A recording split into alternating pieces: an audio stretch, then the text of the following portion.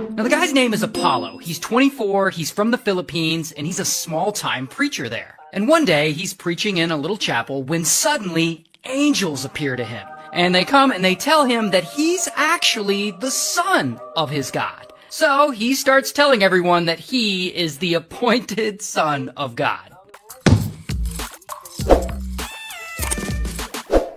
Pakinggan natin ang reaksyon ni Attorney Claire Castro kaugnay dito. So, take upin natin. Sa pinunod ko to, actually, nag-request ako kay, wow, parang close. Kay Mr. Ray. Nag-message ako sa kanya. Hindi ko nga alam kung sinagot niya na. Pero at least humingi ako ng permiso sa kanya. Okay. Kasi sabi ko, take upin natin. Magko-comment lang tayo because he's talking about freedom or right of expression or freedom of expression. Hello, Master Pogi, nandito na. Ay, ako ba yung nice caller? Thank you. Okay. Maraming salamat. Yan. So, malamig na ba sa lugar nyo? Parang sa akin kasi medyo naiinitan ako eh. Raymond. Okay, umpisa na natin muna. Sino ba ito? Milyonaryo pala to. Hindi ito basta-basta vlog. Hindi basta-basta. Milyonaryo daw umano sa research ni Attorney Claire. Itong pinadalhan ng demand letter ni Attorney Torion. Okay? So, puntahan natin. Siyempre, ni-research natin para makilala natin. Tika lang, sino ba itong pinagbabantaan ng lawsuit? Ito si Attorney Torion. Okay, so nag-react to. Nag-react itong vlogger na ito. Okay, pero syempre simulan natin sino ba siya. Okay, punta muna tayo ha. Syempre ni-research natin ang content. Ayan. Kita ba? Hindi ko pala na-share, sorry. Okay. Oh, yan. Ayan. Si Mr. Ray William Johnson, Raymond. Okay? An American internet celebrity. So, dapat hindi pa vlogger. Internet celebrity. Okay? Ayan. So, in other words, may nagsabi dito milyonaryo na ito eh. Saan na ba yung description? Basta, ayan. So, imagine niyo ang channel niya. Tingnan, pakita ko kung ano yung channel niya. 10 million subscribers as of, tika lang, kulang to and had 2 billion views. Oh, tingnan mo, hindi ka ba magiging milyonaryo niyan sa US? Diba?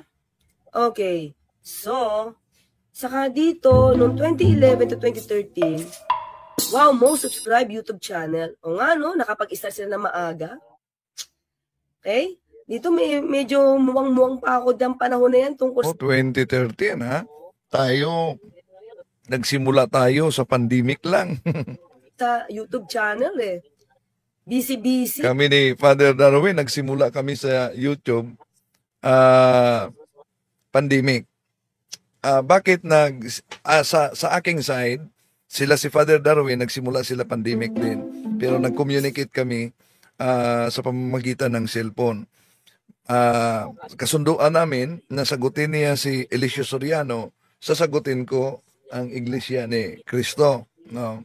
At ang isang layunin kasi na bakit nabuo itong channel ko, dahil yung editor-in-chief namin sa CBCP noon, si late Milo Aconia, bago siya natamaan ng COVID, tinawagan niya ako na magpadala ako ng picture sa pagsarado sa simbahan sa Osamis. I-publish yun sa CBCP online. Yun, pinadala ko. Pero sa takbo ng panahon, si Sir Milo Aconia, kaibigan na ko talaga, siya ang nag-guide sa akin para sa online broadcast, no? Natamaan siya sa COVID. Kaya naisip ko na may posibilidad din, no? Dahil daming mga kaibigan namin natamaan. Madre sa Carmelites na tamaan, may mga madre, no? Kaya sa isip ko, mga kapatid, magawa ako ng video na kung sakaling matamaan man, at least may naiwan para sa pagsagot sa mga pananampalataya na against sa pananampalataya ng simbahan Katoliko. So, yun dahilan, nagsimula kami pandemic talaga. Pero ito palang ni-research ni Attorney Claire Castro, 2013, matagal na ha? Okay, tuloy natin. Busy, saan ba ako busy? Sa radio, sa DZMM. So, hindi masyado napapansin ng mga YouTube, pero lately talaga tama. Kung busy sa radio si attorney, ako din, busy sa radio noon. At maliban sa radio noon, meron pa kaming newspaper. At sa newspaper, maliban na minsan ako ang magdala sa editorial, hindi lang yan sa editorial carton. Ako din ang naka-assign sa editorial carton, no? At EMFM ang radio namin, plus may TV pa. So, napaka-busy. Di ko talaga alam ang noon itong kaugnay sa YouTube. Hanggang sabi ng anak ko na pwede ka naman mag-live sa YouTube. Yung bawal na lumabas, no? Pwede ka naman mag-live sa YouTube. So sinimula namin. Okay, tuloy natin. Papansin natin na mas marami tayong nadidiscuss na hindi karaniwan nadidiscuss sa mainstream media. Pero syempre dapat ang basehan pa rin natin yung mainstream media. Okay? Syempre, verified na yun eh. No need na, parang for us, konting verification na lang yun. Pero most of the time, pag mainstream media, meticuloso na sila. Kaya medyo credible. Okay? So, ito yung channel niya mga hindi lang to 10 million subscribers. Okay? Ito yun eh, oh. Ang latest niya is 17.9 million subscribers na siya. Hala? 2.6k videos pa lang to, oh. Galing-galing naman ni Sir Ray William Johnson. Okay? So, ang kukunin nating dito, ito. Pero binidyo ko, nirecord ko na. Wait. Okay, basahin ko muna to. Ito yung topic na sinabi ko kanina, buti alam mo para ito, Tony. Oh, Michelle Ann Calizo. Actually, bigla lang siya. Hindi ko siya topic, naghanap ako ng topic kanina, na latest. Tapos bigla siya sumulpot. Out of nowhere. Kahit sa akin, biglang sumulpot ito. Makita natin talaga, no? Nirecommend ni YouTube.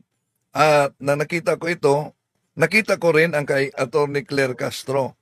Hindi ko alam, basta sumulpot lang siya. So, tapos naingay niya kasi ako doon sa parang pinaka-drawing, this is me, gumano siya. So, tinuloy-tuloy ko, yung pala, it's all about dito sa issue sa Pilipinas. Sabi ko, sige, tinignan ko, tapos niresearch ko kung saan, ang pinanggalingan ito. So, yon. Ano yun, sabi niyo? Okay. Ayan. So, tingnan natin, at least alam na natin kung gaano ba siya kakilala na subscribe, na internet celebrity. Okay, so, puntahan natin yung una niyang video, mga kaklir. Dito kasi ito nagsimula. Okay? He gets a little pervy, and now he's on the run from the FBI. Now, the guy's name is Apollo. He's 24, he's from the Philippines, and he's a small-time preacher there. And one day, he's preaching in a little chapel when suddenly angels appear to him. And they come and they tell him that he's actually the son of his God. So he starts telling everyone that he is the appointed son of God. Well, I'm sure this will end well for him. So anyway, because of this, he decides to start his own church. And a few years later, after the church is founded, this guy shows up. Rodrigo. And Rodrigo's running for mayor, and he comes to speak to the congregation at the church. And they welcome him, and soon enough, he and Apollo become good friends. And later, Rodrigo actually gets elected mayor, and he appoints Apollo to be his spiritual advisor. And so then more people find out about Apollo and his teachings, and his church starts to grow, and soon the donations start rolling in. Because, of course they do. But these donations aren't enough for Apollo. He wants more. So he gets the full-time working members of the church to go out at 6 a.m. every morning and solicit money from strangers for the church. The only catch is they can't come home until they reach their daily quota of money collected. So to avoid sleeping on the street, the members of the church start playing on people's sympathy. Like they pretend to be poor college students or they pretend to be disabled, but whatever. It works, and the church makes a ton of money. And so pretty quickly, Pastor Apollo becomes a very wealthy man. He's so wealthy, in fact, that he's able to start his own broadcasting network. And this helps spread his teachings beyond the Philippines. So now he's got followers around the world, in many different countries, including the United States. And this is where Apollo really levels up. And with the help of his innermost circle, he traffics his most obedient followers into the US, where they start working and soliciting donations from people full-time. So he's making even more money. Oh, and I haven't even gotten to some of the crazy stuff this guy claims. Aside from saying he's the son of some god, he once claimed that he yelled at an earthquake and made it stop. Like there was an earthquake happening, and he's just like, ah! And it just stopped. And he also says that the public should thank him for stopping that earthquake. Okay. Hinto ko lang muna dyan mga kaklira. Okay. Mga first part ng kwento niya, lahat ng yan, base naman sa mga kwento. Diba? Kasi parang itong si Ray William is more on storytelling. Medyo may pagkakomedyante, pero parang nakita ko sa pagbablog niya, sabi doon, ang description sa kanya is storytelling. So, lahat naman ang kinukwento niya so far, yung most probably siguro sa mga news. O baka nakikinig siya ng mga hearing dito. But anyway, so, di ba, lahat naman yan ay parte ng news. Hindi naman niya malamang kiniklaim na kwento na to. Lahat naman ito ay sumabog na bago niya pa to na vlog. Okay? Thanks, Apollo. He also claims that he talks to his God directly, not metaphorically, but like conversations directly. He also says that he has visions of his God. He claims that he has been physically taken up into heaven on multiple occasions. I mean, this guy has said and done way too much for me to cover in one video. But anyway, and if that's not crazy enough, here's the part of the story where things start to get creepy. Among his church workers, the ones who are young, attractive women and who excel at getting donations, they get to move up and become what's called pastoral assistants. Diba? Hindi naman niya yung invento, mga kaklir. Maski na si Arlen Stone, sinabi to. Diba? So, parang wala naman ako nakikita so far na invento niya, kundi nakukuha niya lahat. Sa mga nabasa, sa mga news, sa mga nagkaroon ng pag-iimbestiga dito sa Senate. Diba? And of course, the prettiest and most obedient pastoral assistants, they get into Apollo's inner circle, and they become what are called spiritual wives. And spiritual wives, they get a special privilege. They get the privilege of smashing with Apollo. Yeah, they literally call it night duty. And these pastoral assistants and spiritual wives are anywhere between 25 years old all the way down to 12 years old. Well, at this point in the story, Apollo is old as shit. He's 74. And if any of these girls or young women protest their night duty, they're then threatened with eternal damnation. So basically, if they don't smash with him, they're verbally threatened, physically threatened, or he tells them they're going to hell. And to make it worse, these young women depend on the church for their basic needs. Like, they live and work at the church. Their entire social life is there. So they're kind of trapped in this. So he's basically trafficking these girls. Like, this is sex trafficking. And this nonsense goes on for years, not just in the Philippines, but in their US locations too. Okay. Mga clear, kaya kailangan natin tong alamin. Kasi dito nang galing, no? Itong kwento na to, dito nang galing yung pagbabanta ng lawsuit. Kaya, namnamin yung mabuti natin, yung mga sinabi niya, sabay-sabay natin ito pinanonood doon. Hindi ko pa ito napanood. Kasi ang napanood ko nga, sabi ko yung sagot. Ito, sabay-sabay natin pinapanood ngayon. So, namnamin natin kung meron ba siyang libelous na nasabi dito. Okay? Or kathang-isip niyang binanggit. So, namnamin natin, ha? And at this point, Apollo is a powerful man. Like, his following has grown to over 6 million members worldwide. He claims he has followers in all 200 countries. Plus, with all those donations, he's now wealthier than he's ever been. Dude now owns a private jet and a personal helicopter. He has a church compound that's so massive. It has an indoor arena that seats 75,000 people. To put that that in perspective, that's literally the biggest indoor arena in the entire world. And this dude owns it. That's how rich he is. Okay, but then rumors of him essaying young women, they start to spread. And of course, his followers don't believe he's guilty of anything. They stand by him. And religious culty type leaders always have followers who do this, so this is not surprising. But his longtime friend, Mayor Rodrigo, he ends up running for president, and he wins. And with the president of the Philippines on his side, every accusation against Apollo is basically buried. So Apollo seems untouchable by this point. He's been running this trafficking business for like 16 years, and it doesn't seem like there are ever going to be any consequences for it. Until, I guess at some point, some of his former church members in the US, they go and report him to the FBI. And the FBI starts looking into him, and this investigation makes the news, and Apollo hears about it, and he's like, oh shit!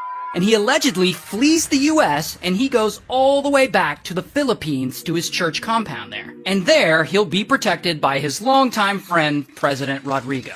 But, unfortunately, his friend Rodrigo finishes his term as president, leaves office, and now there's a new president. And new president is not Apollo's friend. So all the accusations against him in the Philippines are no longer buried. So then, back in the US, bam, the FBI arrests some of his innermost circle, and they're officially looking for Apollo too. And he's being accused of fraud, human trafficking, and sex trafficking, and now he's on the FBI's most wanted list. And so Apollo, he gets all mad, and he's frustrated that they're after him, and he starts lashing out publicly, saying it's a conspiracy. And this is happening during the COVID pandemic, so he gives a sermon telling the world that if we want the pandemic to stop, the FBI should stop investigating him. I'm warning the whole world. Listen to the voice of the appointed son. You want this pandemic to stop. Stop prosecuting, maligning the appointed son. But that... Wait, hindi ko nadinig yun ngayon ko lang talaga nadinig. Pero, nag-stop naman yung nag-stop naman yung COVID-19 Pero patuloy pa rin siyang pinapersecute pinoprosecute pala. Sorry. Pinoprosecute ngayon. Diba? Natawa na talaga ako dun And even more women in the Philippines come forward with accusations against him. And of course, Apollo denies everything, and he insists that the people accusing him are just evil, and he changes the homepage of his website to this: why are evil people after Pastor Apollo? I'm guessing they're after him because of all the sex trafficking, but that's just a guess. Anyway, eventually, the Filipino Senate issues a warrant for his arrest, and they raid some of his properties, but the dude is nowhere to be found. He's fled, and he's hiding out from the law, and there's like this whole man... Oh, doon lang yata medyo mali, no? Ang sabi niya ni Senate yung nag-issue.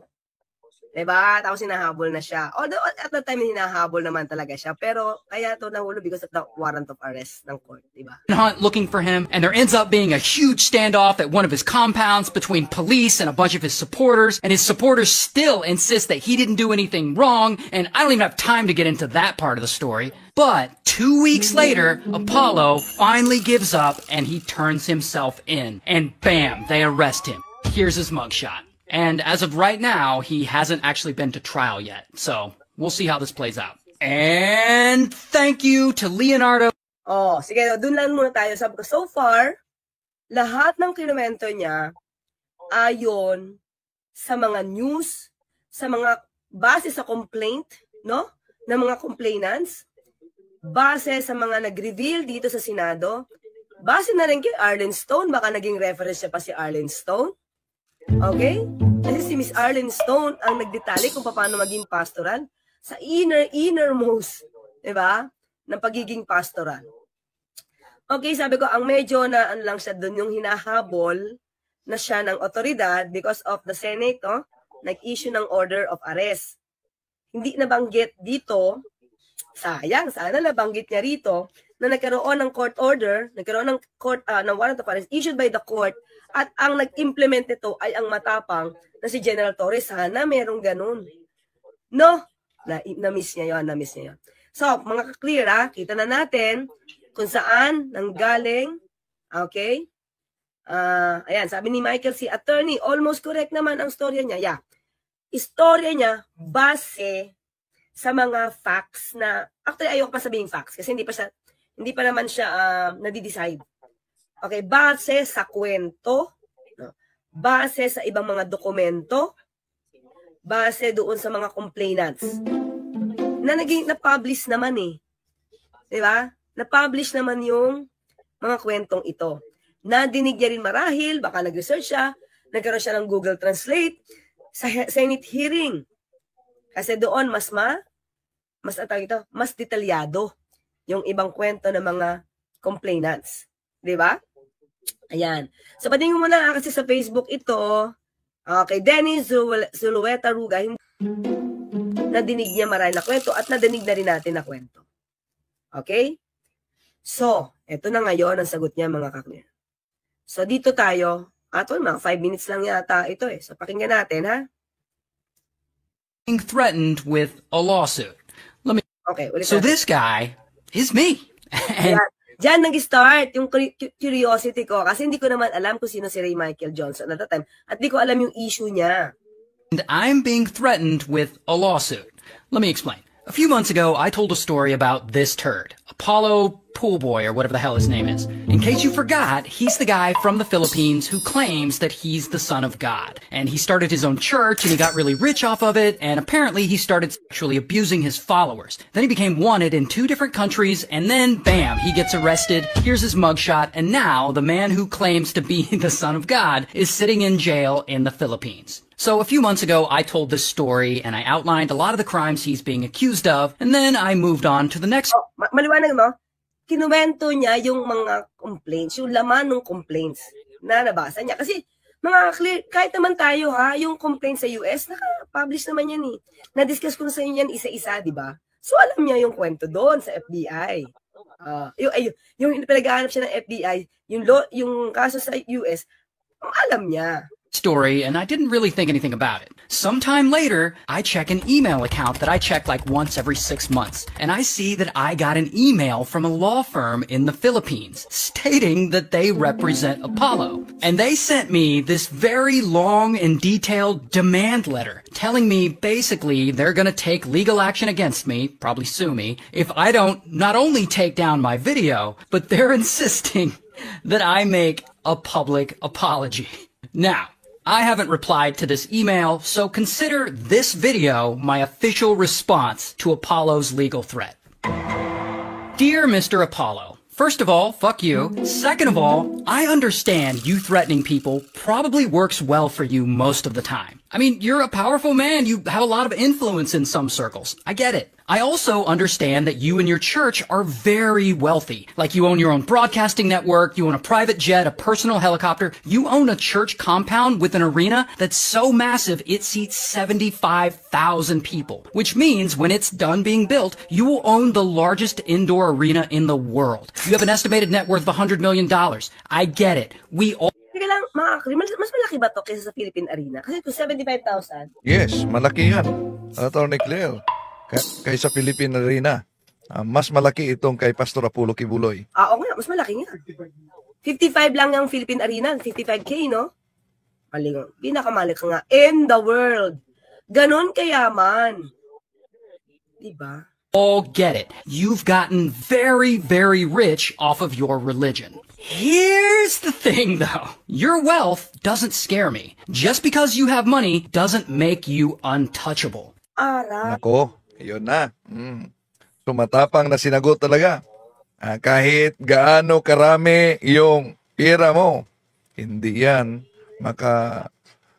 yanig sa kanya. Ay, nako, hindi siya natatakot. Tama, di ba? Kung alam mo naman ang sinasabi mo, tama naman sinasabi mo, alam mo walang libelous dahil ito'y base sa istorya, sa complaint na nandiyan dyan at ito'y under oath. May masama ba kung ikukwento mo ito? Diba? Okay, go. See, where I'm from, we're very big on our freedom of expression. And if the FBI is accusing you of all these crimes, and the Filipino government is also accusing you of all these crimes, then I reserve the right to make a video about said crimes. In fact, I'm not saying anything about you that the FBI's most wanted poster of you isn't already saying. Like, for example, that you engaged in sex trafficking by force, fraud, or coercion. Or that you engaged in sex trafficking of children. Or how about the 74-page grand jury indictment that... Ito yung sasabi ko mga klino. Ito yung nabasa ko yan na na-discuss ko sa inyo. So, nabasa niya nga. So, alam niya yung mga complaints dyan. That outlines all these crimes you're being accused of, including sex trafficking by force, fraud, or coercion, and sex trafficking of children. Or what about what the Filipino government is formally accusing you of? Sexually abusing your followers or grooming children into sex. That means that you screwed up so bad that two separate governments that aren't even working together on this, that means that they are each, in their own right, independently accusing you of the same crimes in their respective countries. Are each of these governments just making it up? What, to make you look bad? Sir, you aren't important enough for world governments to just make shit up about you. And what about all the witnesses who came out against you? Are they all just making it up too? The Filipino police... Yan ang hindi nakikita ng iba, no? Ang lumalabas mga clear kahit dito sa ibang Pilipinas, yung mga, siguro, most probably supporters, hindi nila nakikita yung, ito ba mga taong to, lahat ng mga batang ito, lahat na nag-complain sa inyo? Ibig mo sabihin, nagkaroon ng conspiracy to tell lies against you? Ang kanilang palusot yan, mga bayaran daw. Kahit si Pastor Apollo Kibuloy, mga bayaran ito. At dahil, ano yung sabi niya? Nag-aagawan sila sa akin. At sinabi nila, pag mag-success na umano, mayaman na tayo. Against Pastor Kibuloy? Diba? Sabi nga niya, two separate governments. Hindi nga sila nagko-conspire together. Tapos, they will just make up stories against you to make you look bad.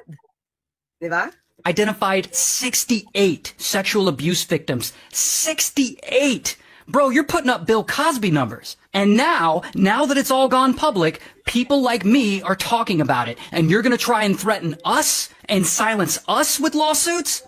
Okay, Apollo, let me make this clear so that you can understand it. When I made my video and suggested that you're a sex trafficker, what I really meant to say was, you're a sex trafficker.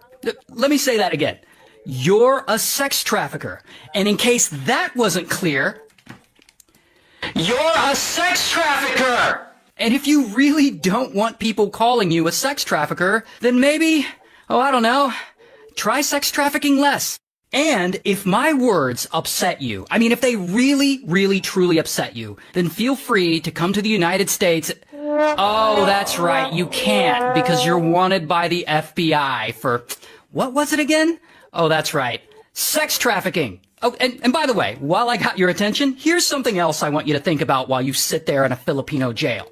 Sir, you are not the son of some god. You're definitely not Jesus. Hell, you're not even a free man. You, in fact, are a con artist, a cult leader who apparently can't even get laid without coercing kids into it. You're basically the Filipino Grabe, mas lalong tumapang siya. Diddy. So no, Mr. Poolboy, not only am I not going to take down my video, I might just go ahead and post it again, twice, just to show you that I'm not afraid of you. And as far as me making a public apology goes... Ako? Oo. Muli niyang i-publish ang naturang video para lang ipakita na di siya takot. Oh, I got your public apology. I wrote it down and filed it away right in my ass. So go ahead, file your lawsuit. I'll be here waiting, ready to publicize the whole thing and remind the world each time exactly what you're being accused of. Because you will never, never stop me from talking about the awful things that you've done. Good day, sir. And so this is, for you guys, for the rest of you guys, if this Apollo guy does follow through with this and he does file this lawsuit, I will tell you guys everything. As it happens, I will take you along for the ride. Might be fun. So this guy... Okay. Sa mga kritika na sabi, may part 2 daw to. Part 2. Okay, so at least daw, sabi ko, yung ibang part na yon, yung nagkaroon siya ng megaphone, hindi ko yun napanood. Sabi ko, sabay-sabay natin napanood to. Supposed to be dapat, parang i-record ko na lang. Kasi nga nakita ko, i-record ko na lang. Pero sabi ko, siguro mas maganda na sabay-sabay natin talaga mapanood. At sabay-sabay din tayo mag-react. Okay. Yung una niyang video, sa totoo lang mga kakliw, wala siya. Hindi siya libelous. Mas naging matapang siya. After siyang takutin ng lawsuit. Oh, hindi ka na nga alleged sex trafficker. Isinambulat na sa mukha ni Pastor Kibuloy na sex trafficker siya. Naku, sana hindi ito foul sa YouTube. Diba? Hindi lang siya allegation, alleged. Diba? May megaphone pa. O yun. So, alam nyo naman, itong mga US. Diba? Okay, teka lang. Basahin ko muna to. Okay, tanggalin ko muna to. Okay, Attorney Claire, kailan po kukunin? Wala pa kasing extradition eh. Hindi ko alam eh. Parang wala pang ginagawa ang US eh. Sige nga, teka lang mga Klira, hanapin natin. Sabay-sabay nga natin hanapin kung may part 2 ito. Teka lang, ha? Baka nga. Tingnan natin. Sabay-sabay din natin panoorin. Okay. Attorney, teka lang. Sabi ni Arlene Stone daw ay kay Raffy Tulfo sila nagsumbong. Pero hindi daw, sabi ni Darlene Aguilar. Attorney, Arlene Stone daw ay kay Raffy Tulfo sila nagsumbong. Pero hindi daw pinakinggan ni Raffy Tulfo kaya kay Risa sila nagsumbong. Ayon kay Arlene Stone sa YouTube. Ay talaga, bakit? Is it because it's Pastor Kibuloy? Na syempre mga butante ito? Ganun kaya yun? I mean, I'm just asking ha. Kasi sabi niya, siya ay para sa mga naaapi. Ha? Kaya ang problema, parang di niya kaya yun ng aapi. Ng aapi. Diba? Sige nga, bigyan nyo nga sa akin yung link na yon kasi hindi ko, yung iba kasi napapanood ko kay Miss Arlene Stone, pero yung itong part na yan, timestamp, paki addictus, paki na lang ha. Makita natin yon kasi para ma-take up din natin, okay? Nakalagpas sa akin yun. Nakalagpas. Di niya binanggit na yung BP natin pinatatanggol si Kibbs. Ay, nga, kulang. Kulang siya. Nabanggit niya lang si Yorme. Ay, sorry, isko pala. Di lang si Vice President Sara Duterte. Meron pang ibang mga senadors na pinagtatanggol talaga si Pastor Apollo Kibuloy. Sino yan? Si Amy Marcos. Si Robin Padilla.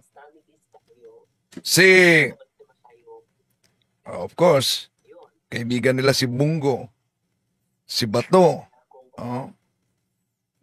So, marami siyang mga kaibigan sa Senado na nag-a-attend sa birthday every April 25 ni Pastor Apollo Kibuloy.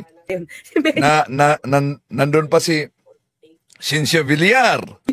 Si Mayor Duterte. Si Pangulong Duterte. Okay? Oo. Sayang nga, medyo marami. Dapat na-feed pa natin ang kwento, no? Dapat natulungan natin siya agad, no? Okay, diba? Hindi naman tulungan para magsabi ng libelous, di ba? Siguro na-threaten din ang kampo ni Pastor Apollo Kibuloy dahil ang vlogger na ito, napakadami ng followers, no? Subscribers. Imagine, millions na, no? Ang subscribers niya. Libelous yung match. Ito hindi yung makumpleto yung kwento. Sabi ko, sayang, hindi na banggit si General Torre and the rest of the PNP personnel na talagang to the max, okay? Yawn, sabi ni Jan Dumaya. Ito sana itatanong ko sa inyo, attorney, if napanood mo na ang reaction ni Ray. Sandali muna. May nabasa ako dito. Sabi niya, Abu Waraham Morsa, pinanood ko debate niyo, puro kasinungalingan pinagsasabi mo. Saan na debate yon? Yung kay Ustad Bashir? Kasama mo ba siyang Muslim? Kung kay Ustad Bashir, di ba si Bashir, siya mismo nanggaling sa kanyang bibig na si Allah ay Diyos ng mga pagano. Di ba? Si Allah ay Diyos ng mga pagano. Mali ba si Ustad Bashir niyan? Aber? Abu Waraham Mursa? Posible. Kaanib ka sa relihiyon ni Muhammad. Okay. Yung sa Quran, di na pag-isipan ni Muhammad ang isulat yung Quran at pinaniniwalaan yun na sa Diyos talaga. Imagine, tinatalakay natin. Allah is the Messiah, son of Mary. Saan nanguha diyan pa lang nakita na natin na yung Quran ninyo ay sulat lamang ng tao. Kahit kailan, hindi aral ng Kristiyano na si Allah ay son of Mary. Pero sa ibang Quran, nilagyan nilang close parenthesis. Allah, close parenthesis, Jesus, son of Mary, the Messiah. Yun na, mas lalong nagka-problema ang Quran ng mga Muslim diyan. Bakit? Dahil yung debate namin Ustads Bashar Sakaging, dapat dalawang tindig yon. Isang tindig lang yan. Ewan ko, bakit nagkausap sila sa moderator? Nagiging isang tindig na lang. Oo. Dahil kung dalawang tindig yun pinagpatuloy, ang dami ko pang mga katanungan kay Bashar sa cross-examination. Pero may hamon si Ustads, isang Ustads nila. Aabangan ko yan. Aabangan ko yan. Ustads Indasan, paabot nyo kay Ustads Indasan. Aabangan natin yan, yung hamon ni Ustads Indasan. Ito, dahil di na tayo busy sa broadcast. So, mas mabuti harapan tayo. Okay. So, ngayon, di nyo ba naisipan, Abo Waraham Morsa, kung si Kristo yon, kung si Kristo yon, asan mabasa sa Quran? Di mo alam yon? Abo, naku naman. Kung napanood mo yon sa debate namin, sige, di ko ibigay dito, ibalik mo, i-review mo yung debate. Tinatalakay namin yan. Kung talagang Muslim ka, di mo yun nabasa? Basa-basa naman kayo sa Quran. Allah, the Messiah, Son of Mary. Pero sa ibang Quran, nilagyang close parenthesis, Allah, the Messiah, Son of Mary, may close parenthesis. Anong close parenthesis? Allah, Jesus. May tanong sana ako kung nagiging dalawang tindig yon. Ang tanong ko, cross-examination, para mapahandaan nila, ito, yon sana ang tanong ko. Ito bang Allah sa Quran, ito ba'y tunay na Diyos o hindi? Anong sagot nila? Natural, tunay na Diyos. Sige. So, sangayon kayo na ang tunay na Diyos ay si Allah lamang. Natural. Sangayon talaga sila na si Allah ang tunay na Diyos. Nang sinabi at nakasulat sa Quran, Allah, close parenthesis, Jesus Christ, the Messiah, Son of Mary, sangayon ka dito na si Jesus tinawag na Allah. At ang Allah nyo ay tunay na Diyos. Nako, yun na. Buti na lang. Isang tindigra. Okay. So, yun lang, no? Abo Waraham Morsa, kung Muslim ka talaga, alam mo. At kung pinanood mo yon, at ko ilatag dito. I-review na lang. Paki-review. Kung paano iniwasan ni Bashar yun. Okay, tuloy natin.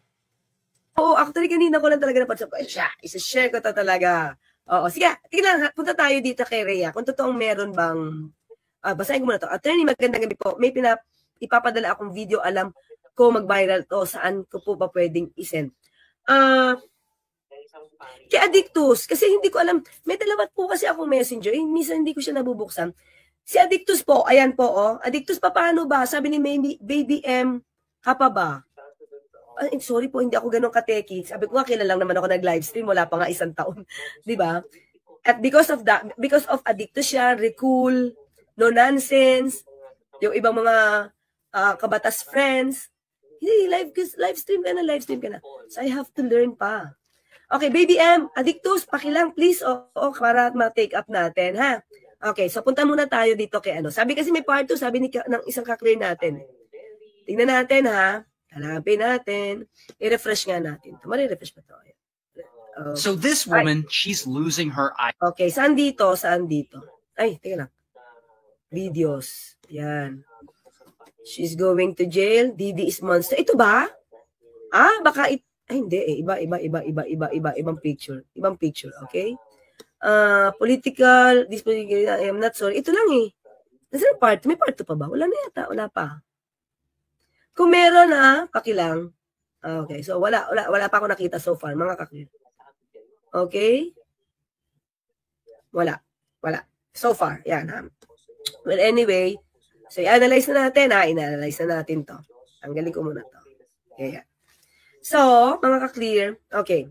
Sabi ko, yung una niyang video, more on facts. No. More on the statements. No? Based sa complaint, based sa news, based more, siyempre, news sa Pilipinas, pero siyempre, baka ang nabasa niya, mga news abroad, hindi naman to nakakawala eh. Siyempre, globally, news ito. Bakit?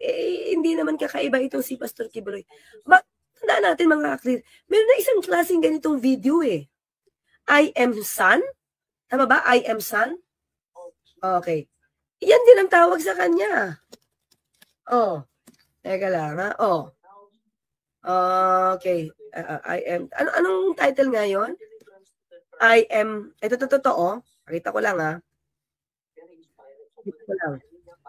Okay. Teka lang ha. Ito yun eh. Meron na siya dito. Makakakali na panood yun na rin siguro ito. Matagal na to. Okay. So, pastunta tayo. Punta tayo. Ito naman to. Ay? Mom? Nauna pa to. Okay. Teka lang. Okay. Tapusin lang natin to. Okay. How do you justify your lifestyle? I mean, your watch could probably feed 100 families for a month. If it's not God's will for me to have these things I have, you can take it away. It is God's will that we follow. If it is God's will for us to live like this, you can have a broken heart looking at me, but what can you do? But they get their understanding of the will of God from you. Yeah. And this nice young man wouldn't be holding this umbrella if he didn't believe the things you say. For us here, we see Alam niyo mga kli, itong kwento, may pagka-sarcastic, di ba? Sabi niya, yung message from God, yung message mo about God, nagagaling sa'yo. At itong dalawang taong to na naghahawak ng umbrella for you, di naman yung gagawin if not for what you're saying and what you're trying to make them believe. Imagine mo, son of God, appointed. Tapos ang daming parang nagagawang quote-unquote servant. May tagadala ng payong, may di ba? Ang dating is yung meekness, the humbleness ng isang trait ng isang katulad ni Jesus. Servant leader. Wala, di ba? Sabi niya, kung gusto ng Diyos na maging mayaman ako, what can you say? Wala kang magagawa dun. Diba? as a ministry. My talent is to preach. My talent is to be a leader. Not everyone can become a preacher or have been given a talent like me to go and lead the 6 million people. Right. But Jesus, when he walked the earth, according to the Bible, lived among lepers and prostitutes. I live among them. You have a private jet. I live among them. Before I had the private jet, You're in a walled compound with mansions. before this, I lived among these people. Like, for example, that jet that you're talking about. Do you know that in 1983, I had a revelation of that jet? That the Lord is going to give me that. Yeah. It is Him who gave me that. If it is not His will, how can I afford that? Well, Kibeloy has been accused of... Okay, sabi nabasa ko dito si Abu Waraham Mursa. Pastor, kung malatag mo sa akin ang sinabi mo, ikaw na idol ko, hindi ko nangangailangan na magiging idol sa tagasunod ni Muhammad. Dahil, una, yung sinabi ninyo, ang Quran ay salita ni Allah, ito, magka-problema talaga. Bakit? Una na sa Quran 3:54, anong sinabi? 'Di ba? Allah, the deceiver. Sa ibang Quran, iniba ang translation. Pero may isang Quran na si Allah ay translation na Allah is the best deceiver. Abay, sa Biblia. Sa Biblia. Sino bang deceiver? Juan 8:44. Hindi lang yan. O sige, palagay natin na ang Quran ninyo ay salita ni Allah. Si Allah na salita dito, di ba ba? O sige, bigyan kita ng sample para di yata nagbasa sa Quran ito. Ito. Ang salita ni Allah sa Quran chapter 1. Verse 1. Ito mabasa. In the name of Allah, the most gracious, the most merciful. Ang daming Muslim na ustads tinanong ko dito. Di po ba salita ito ni Allah? Yes. Si Allah ang nagsabi dito, in the name of Allah, the most gracious, the most merciful. Yes. Tanong, sangayon ka na si Allah, tumawag ni Allah dito? Hindi. Sino nagsabi na in the name of Allah? Si Allah. Hindi lang yan. Sa 5, you alone we worship, you alone we ask for help. Sinong nagsabi nito? Si Allah. Sino ang sasambahin dito? Si Allah. O di, si Allah ninyo, sasamba ni Allah. Di wow. Okay.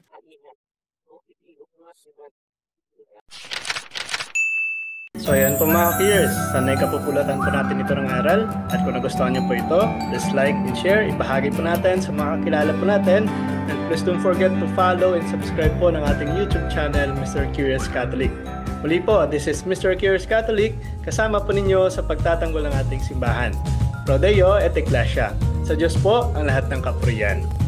Hello mga kapatid, follow and subscribe Mr. Curious Catholic. Marami tayong matutunan, mapupuno po yung ating isipan sa mga katotohanan. Dahil ang katotohanan na magbigay sa atin ng tunay na kalayaan. God bless. Hello mga kapatid, inanyayahan namin kayo, huwag niyong kalimutan mag-subscribe sa kay Bro Dance Oberio, Mr. Curious Catholic. Marami kayong matutunan sa pamamagitan ng pagsubaybay niyan sa pagsagot sa pananampalataya na inaatake ng ating mga kapatid sa iba. Yung pananampalataya, and they are not only attacking the teachings of the Catholic Church, but proselytizing the good numbers of the Catholic. At sa pamamagitan sa pagsulotin niyo nitong Mr. Curious Catholic, Facebook page and YouTube channel, dami ninyong matutunan. Isabuhay natin ang ating matutunan. Pro Deo et Ecclesia.